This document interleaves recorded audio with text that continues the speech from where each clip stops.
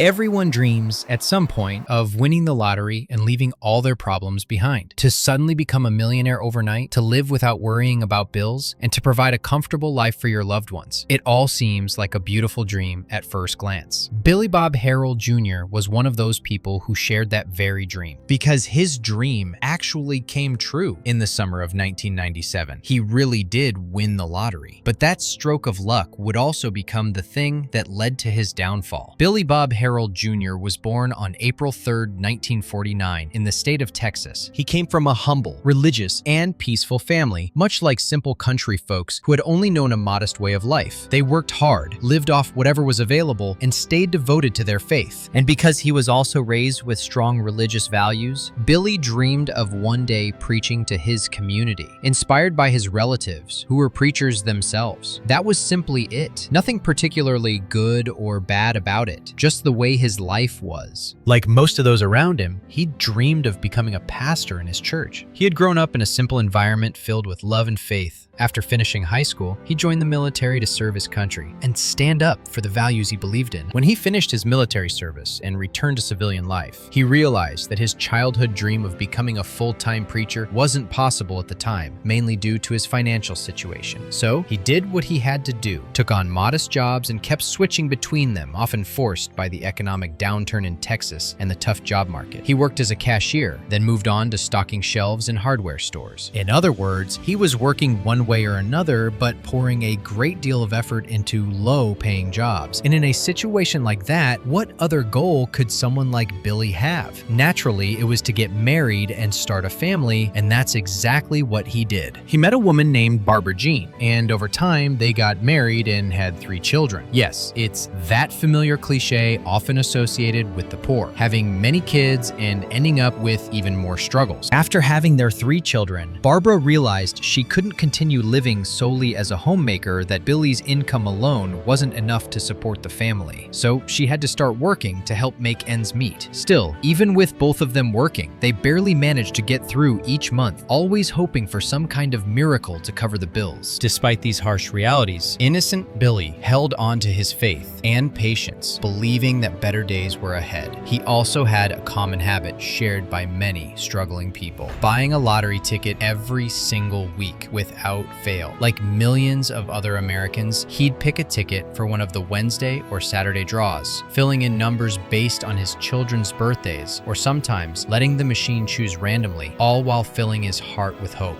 Of course, just as in the past, people today are also looking for different ways to change their destiny. Some chase lottery tickets, while others try to shape their financial future through smart investments. Despite all those hardships and the money running low near the end of each month, Billy would spend $1 or $2 every week on a lottery ticket, believing that his fate might be saved through those tickets. Every time he bought one, he prayed from the heart and never lost faith that God would smile on him someday. And as you know, that day finally came. At last, the long-awaited miracle happened. On June 28, 1997, Billy realized he had won the grand prize he had been chasing for years. In fact, the day had started just like any other. Billy was reading the newspaper at home when suddenly he couldn't believe what his eyes were seeing. He saw in the lottery results section of the newspaper the exact numbers he had chosen lined up one after another. He checked them over and over, unable to believe it himself, so he called his son to verify it too. But it was real. Billy had truly won the grand prize. The Harrell family embraced each other amid cries, tears, and prayers. They were the sole winners of the grand lottery prize in Texas, which totaled $31 million.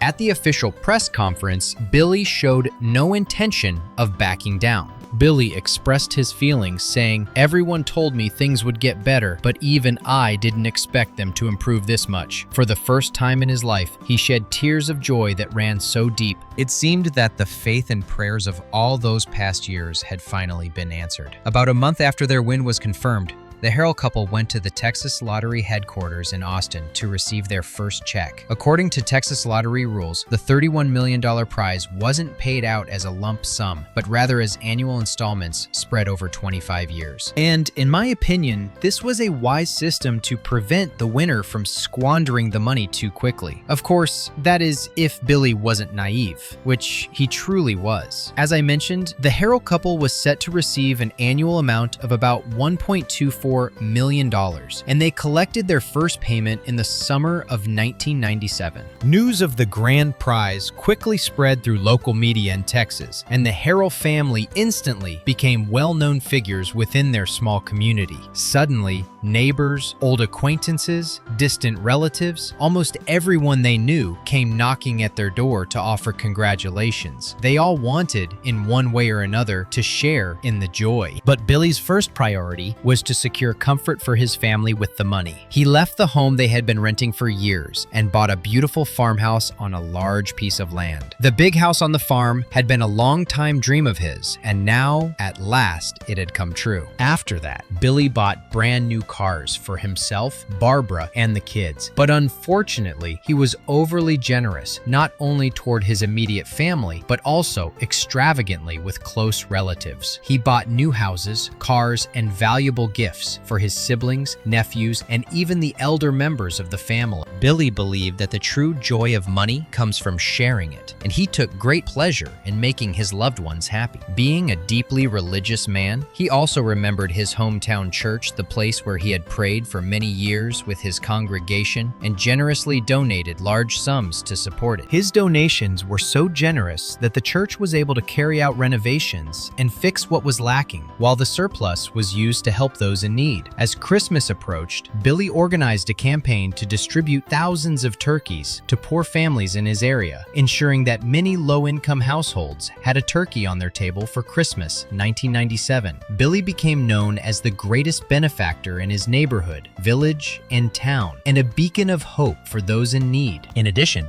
this sudden wealth turned Billy into someone who spent money as if he were intoxicated. In reality, Billy Bob found his greatest happiness in doing good for others. Even his son Ben, years later, described this period of his father's life by saying, "My dad loved being the center of attention and surrounded by people who revolved around him." He used to say, seeing that kind of attention made him happier than buying anything for himself. In other words, Simple Billy felt, for the first time in his life after so many years, that he mattered. If someone complained about not being able to pay a bill, Billy would immediately reach into his pocket to help. If one of his neighbors ran into trouble, he would write them a check and hand it over without hesitation. Even strangers he had never met began asking him for money, whether as a loan or a donation. Sadly, he just couldn't turn anyone away. It seemed the word no simply didn't exist in his vocabulary. And so, while those days passed like a rosy dream for the Harrell family, filled with generous and excessive spending, worry began to creep in as the end of the year approached. They started to notice that the first check had vanished, with almost nothing left to show for it. A 47-year-old man who had spent years struggling with poverty now found himself in control of millions, surrounded by a growing crowd of people constantly praising him and trying to stay close. The story of that year felt like a beautiful fairy tale, but as time went on, Billy's generosity began to spiral out of control, and signs of tension started to surface at home. His wife, Barbara, felt that her husband had become blind to reality, too caught up in giving away money. While she had hoped the Harrell family's financial situation would finally improve, a quiet fear began to creep into her heart. The fear of slipping back into poverty. Despite all the new wealth, Barbara began to feel suffocated every time she saw her husband, who once struggled with poverty, throwing away his newfound wealth left and right without thinking. Unlike simple-hearted Billy, she started to question the intentions of the people who had suddenly surrounded them. Deep down, she kept asking herself, where were these people when we had nothing, and why won't they leave our doorstep now? This issue soon became a constant source of conflict between the Harrell couple. The door would be knocked, Billy would give, and Barbara would start arguing. For Billy, it was almost impossible to turn down a request for help when he had something to offer. His sense of duty toward others was stronger than his ability to see the consequences. As time went on, the tension between him and his wife grew stronger because of this very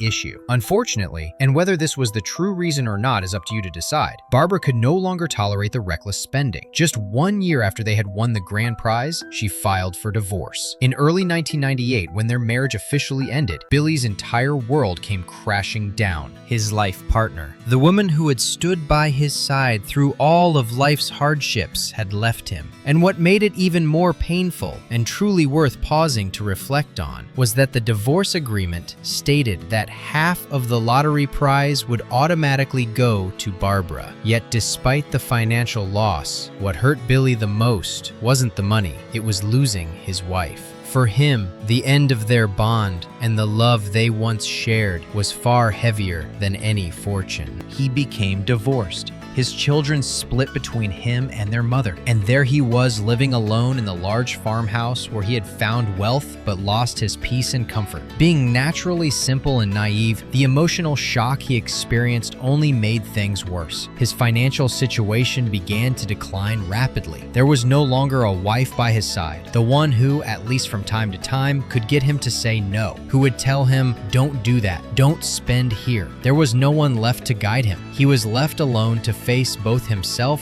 and his fortune. On top of that, the first annual payment of $1.24 million had completely vanished, leaving behind no real investment or lasting value except for the farmhouse and the cars. What made things worse was that the second annual payment was now being split in half, reducing it to nearly half its original amount. Over time, the hole in Billie's finances kept growing, and no one could say for sure where the $600,000 or more had gone, but it was gone, just like the stability that had once entered Billie's life. Even the second annual payment, as soon as it arrived, was immediately used to pay off accumulated debts, make new donations, and cover other expenses. This second year became a clear example of the saying, "Easy come, easy go." After his wife left, Billie found himself in a financially strained situation due to his reckless actions. His children no longer visited him, and his wife was living a comfortable life thanks to her half of the money. Meanwhile, he was struggling amid unstable wealth, suffering from an inner emptiness despite having money. What was even more painful and perhaps inevitable was that the attention, affection, and conversations Billie once enjoyed began to fade away gradually. The friends who used to knock on his door constantly, asking for help, suddenly disappeared without a trace. And now the moment had come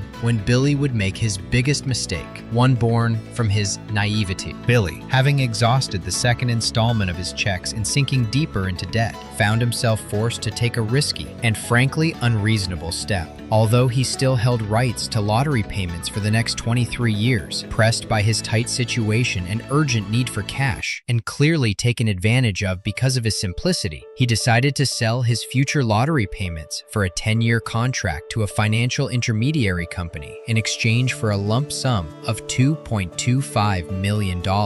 In other words, Billie chose to receive approximately $2.25 million in cash immediately, instead of getting over $6 million spread out over 10 years in installment payments. On paper, the deal seemed like a way out of his crisis, but in reality, it marked the start of a major downfall for him. The only thing he could still count on was the remaining payments for the next 13 years, but he probably didn't realize that he wouldn't receive that money until after 10 years had passed. He gambled away 10 years of his future just to pay off his debts and gain some temporary relief. Although the amount he received, over $2 million, gave Billie a brief sense of calm, the emptiness inside him did not disappear, of course. He still hadn't realized that his real problem was never about the money. As soon as he got the money, he paid off his debts and managed to make the remaining amount last for a short while. But despite all the wealth he had gained, the collapse of his family, the distance people put between themselves and him, and their return only because of money ate away at him from the inside day by day, hour by hour.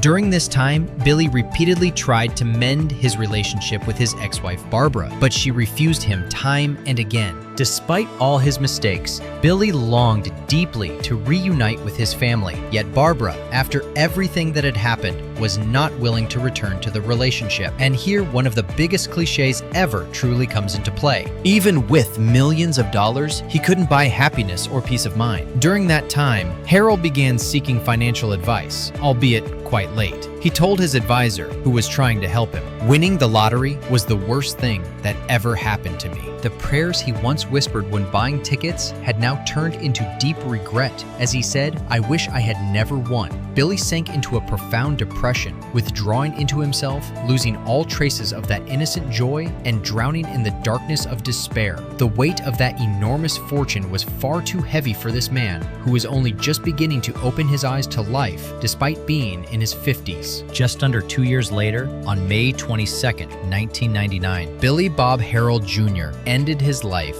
with a single gunshot in his home in Houston. That day, he returned home, locked his bedroom door, and pulled the trigger. He was still in his 50s, with many years ahead of him that he was meant to live. But the heavy burden fate placed on him became the reason for losing his life. In the letter he left behind, he wrote heartfelt words saying, "I didn't want this. All I ever wanted was you."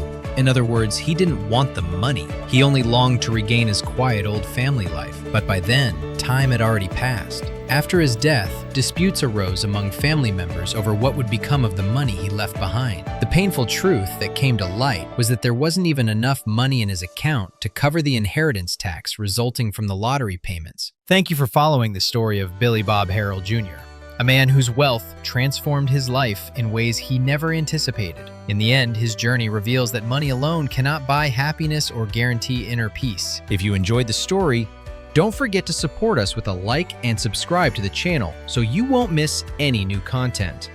Share your thoughts in the comments and tell us what lessons you took away from this story. See you next time with a new story and another tale from real life.